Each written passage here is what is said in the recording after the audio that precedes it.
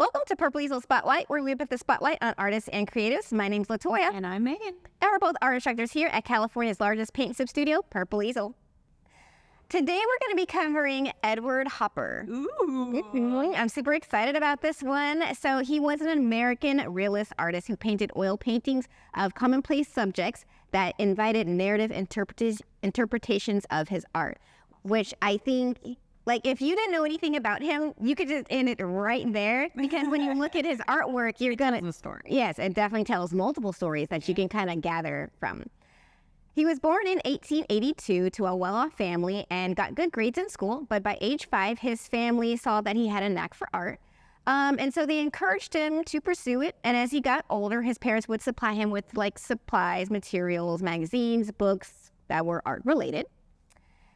So what I find interesting is that Hopper began signing and dating his drawings at the age of 10. And yes, Were his parents artists?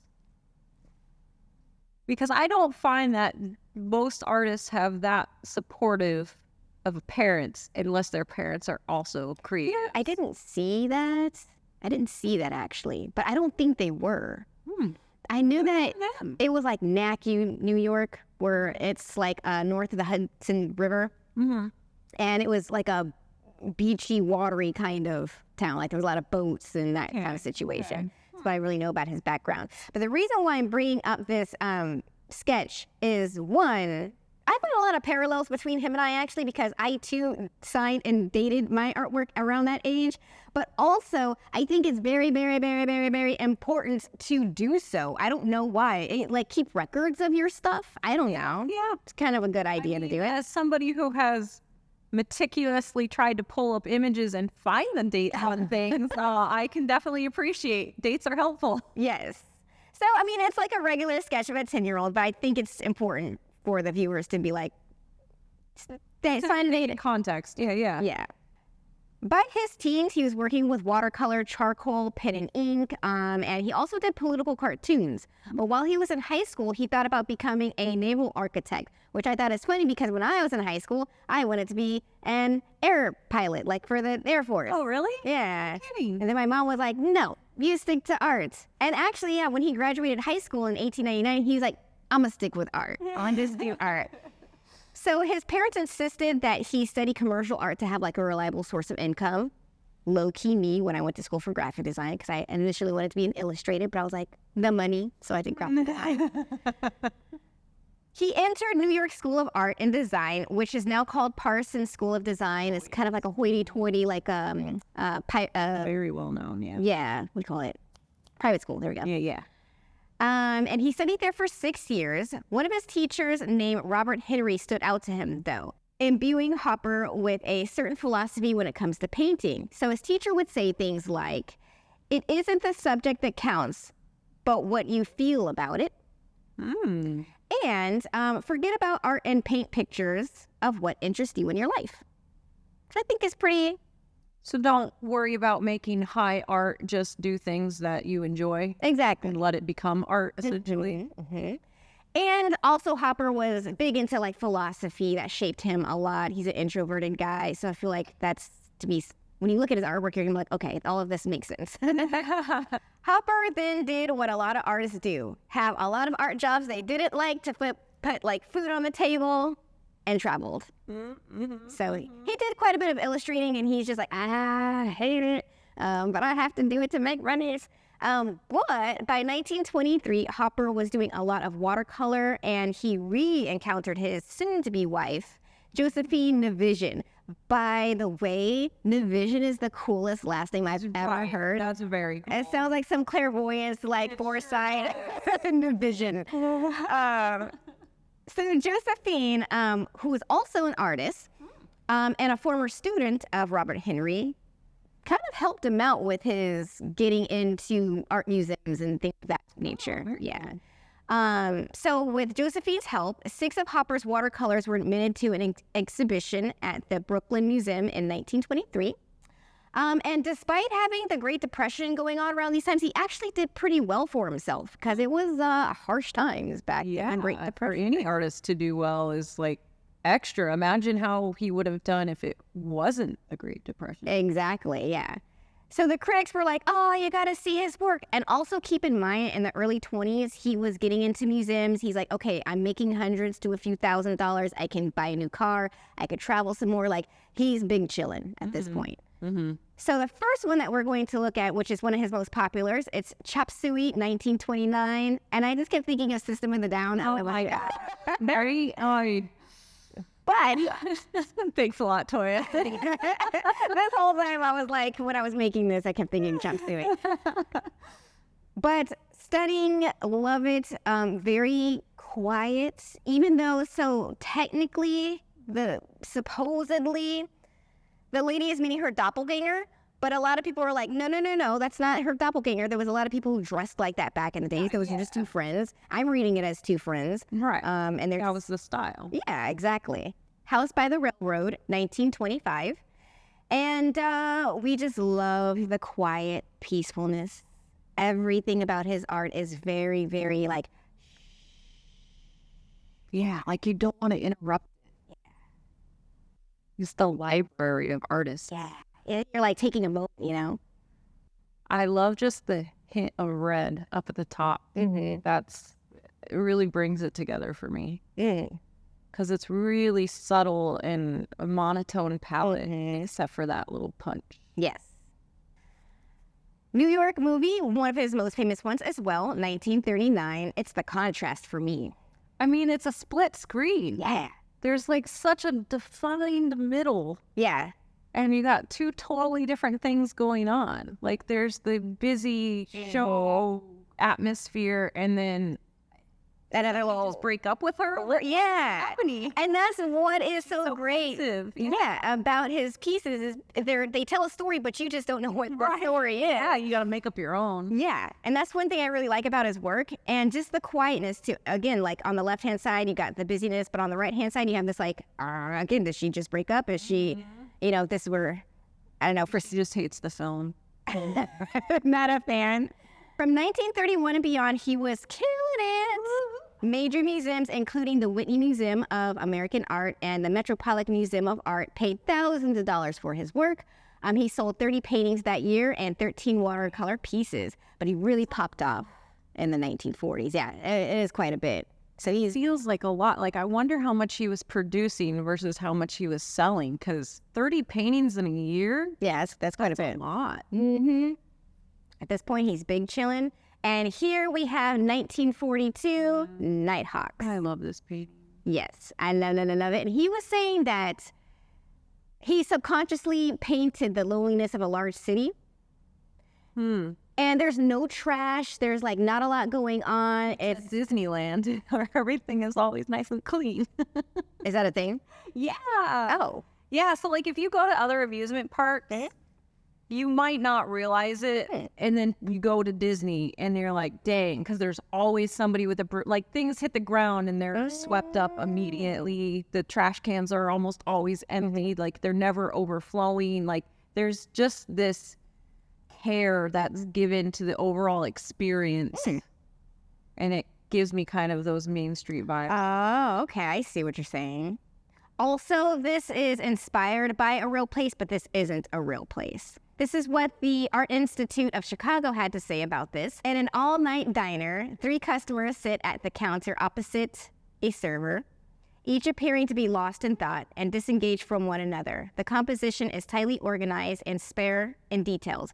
As viewers, we are left to wonder about the figures, their relationship, and this imagined world. I just want to be there. Yes, it's like quiet, peaceful, even though you have 2 people right next to each other that are presumably together. Yeah, they're not facing each other at all. The server's kind of looking off into the distance and not towards them at all either. It has that soda shop vibe, his little hat, but there's not a lot of the normal like stuff you would see. There's no action at all. But the use of color here is very interesting. It's like a split complementary. So you have like the dark tealy green, and then you have the burnt orange brown tones, which are kind of on the opposite end. and it really just brings everything together. And then that like band of cream, just all the lights emanating from that. It's really cool. Agreed. So we're going to take a look at a few more of his pieces. Groundswell, 1939. I'd say this is probably his most alivest looking, where there's people who are actually kind of like having fun a little bit, doing things. But I still like how still it is. It's still very peaceful. Right. I mean, it's the ocean, so the ocean can be pretty temperamental. Yeah. He picked a nice, serene time.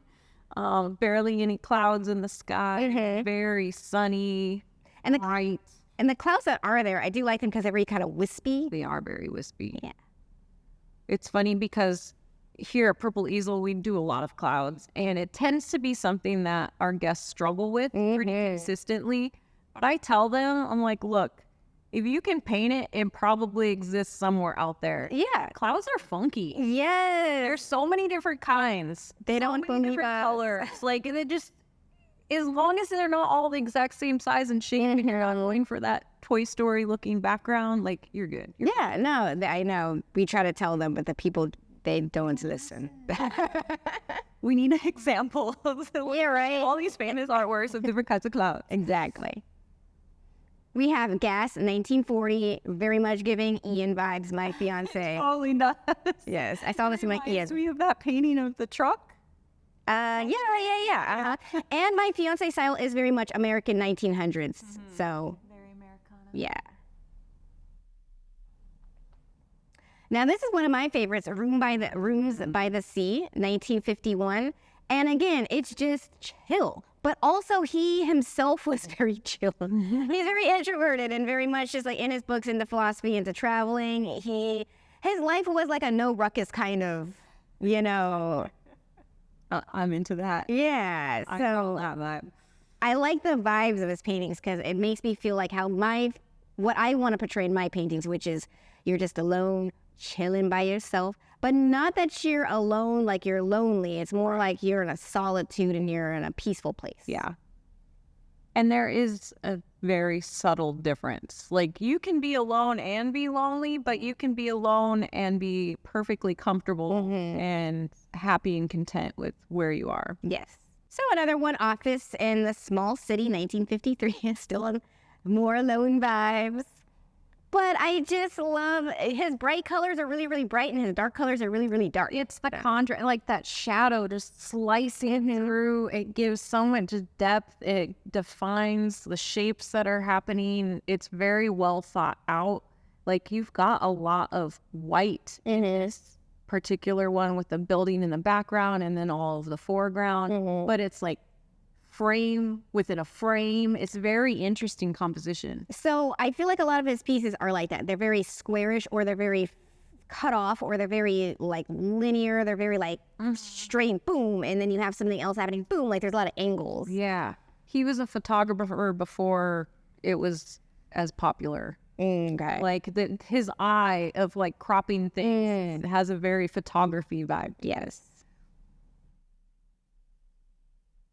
And the last one, which I think I'm low-key upset because I couldn't find a really good quality picture of this, but it's Sun in an Empty Room, 1963. And again, more chill vibes. I don't know why I like this one so much. I'm like, yeah, that's me. I just want to, I don't know. I don't really meditate a whole lot, but I like to sit still. So I don't know if that's some form of meditation, but I like to just be in my thoughts. And this makes me want to be in my thoughts. I think the only thing missing from this is the cat laying on the ground sunning itself. I literally just want to go lay on the floor and let the sun beat down on me through the window. Yes, I agree. In 1966, Hopper was awarded with the Edward McDonald Medal by McDonald Colony of Outstanding Contributions to American Culture. Hopper died of natural causes in 1967, and about 10 months later, his wife also passed, and she was buried right next to him. But he didn't have, like, anything crazy to tell. Like, nothing... There's no real tea. No. Like, there was, like, some ups and downs, but nothing that was not, like, a normal artist kind of thing. Which is... It's interesting because I'm also introverted, but I've lived a life. So it's interesting to see, like, was he recluse? Like, how introverted was he if he's just painting these scenes with no people or one person, or, you know, like, he obviously liked his own company. Yes. Cool. Yeah. I think he worked a lot with other people at some point, with being an illustrator and working for different companies and stuff like that. So I think And travel, too. Yeah. Normally when you travel, you have to communicate with. Yes.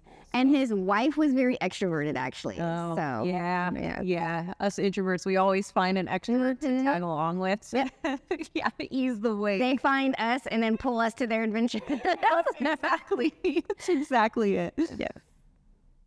Segueing into our next artist, and her name is Soaprunsfast. That's what? That's the handle for her ex and the website, Instagram.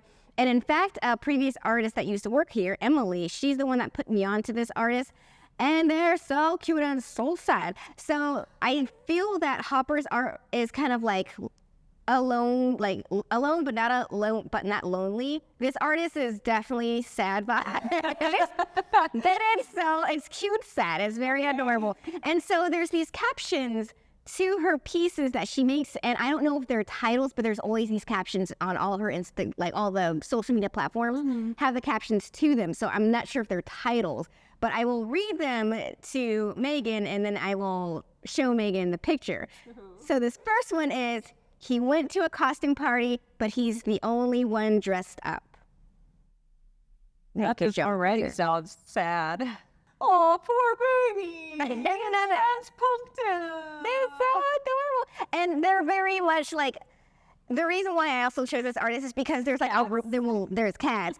But Hopper had this like room, kind of squarish, like aloneness. There's something, I think this is all done in oil as well. And he's an oil painter. So I'm seeing a lot of parallels between this artist and the other. But yeah, we're always kind of like in a room too. This next one is, no one would go trick or treating with him. And by the time he went alone, it was too late. Oh, his little friend. That's so adorable, aren't they? And the empty candy. Oh, man. Yes, the eyes look like him crying. Don't let people hold you back. Do your stuff on your own. If there's a movie you want to see, just go. Don't miss out because you can't find other people. Yes, very true. Aww. Okay, let's go to the next one. He wasn't expecting gifts anyway. I'm sorry. Why are you hurting me like this? They're so sad and watery. Oh, and this is just like dark too, and just a little bit of the light is glowing and the glow from the door. Oh my gosh. Oh no, that's so sad and so cute. Okay, let's check the next one. Put himself to sleep. Yes. He thought he was really good at hide and seek. Turns out they just forgot he was playing. Does this artist think of every terrible scenario and paint it? Like, serious? I think so. This is awful. I need a therapy appointment after this. I just want to point out this beam of light and the hangers. Yeah. That's brilliant. Just a little tiny change in color where the light is hitting. Yes. Oh, it's so beautiful. And his little hat. Yes, his little belly. Okay, this next one is, just need a push.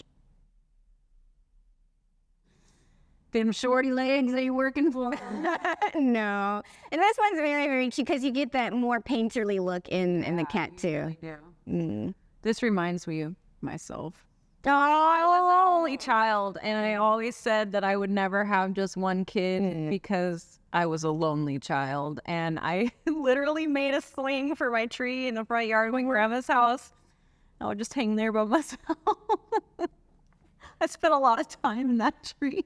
I'm so sorry. But I love being alone now. Now I'm like, go away.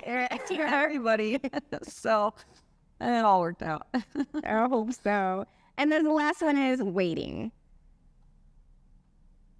I'm just a cute fat cat that's just waiting. Oh my gosh. This is very Hopper. Wow. I love the shadow of the lines. No. But he looks so sad. He looks like the tears are coming. And just that little dot of pink right there in the little triangle area. I'm glued. It's sad. It's very sad. So one thing I wanted to bring attention to both of these artists is that when you look at their pieces, you definitely have to sit with them. And it forces you to sit with the pieces that you're looking at. Absolutely. And I think there's something to be said about sitting with your art and sitting with other artists that inspire you, and then just kind of being in the state of appreciation or however you want to feel about it. Yeah, absolutely. It's like artistic, creative, spiritual yoga in a sense, because if you are taking the time to really get deep into it, you'll really achieve that kind of Zen-like trance. And it doesn't take much. Like, we're not talking hours necessarily, but especially in this day and age of like instant, like scrolling, like just stopping and appreciating something goes a long way in kind of centering yourself. Yeah, very much so. Something we kind of like do at museums when you stop for a moment, you're like, oh, wow. And you're just kind of taking it in and looking at all the pieces and all the different ways that the artist has created this masterpiece. You just kind of want to sit with that. And I think there's something to be said about that. Yeah, you can sit with your emotions at the same time. Like, sometimes we just need to be angry. Sometimes we just need to be sad, and that's okay. So it's great to let your art reflect those moods, because somewhere, someone is going to need to sit in that feeling, and you can help them along. And from all of us here at Purple Easel, thank you so much for tuning in. Make sure to check out the work of Edward Hopper and Soaprunsfast in the link below. Join us at purpleeaselplus.com to paint with the world's largest paint sip studio online. And if you're in Southern California, swing by the studio. In the meantime, create more and create often. Bye. Anyways, oh wait, I don't know if we're recording or not for that. Oh, I'm sorry. I was kind of talking out of pocket. It's all right.